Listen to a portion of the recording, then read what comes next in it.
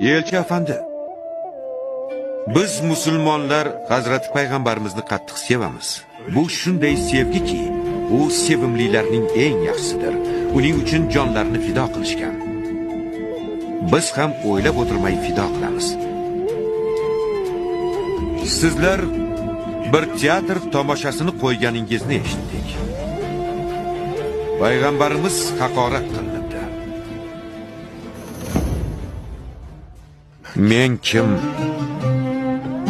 Bolqonlarni, Iroqni, Suriyani, Jabal Lubnani, Hijozni, Kavkazlarni, Anadolu va poytaxtning sultoniman. Men kim? Islom xalifasi Abdulhamid xonman. O'sha tomoshani to'xtatmasangiz, dunyoni boshingizga ataraman.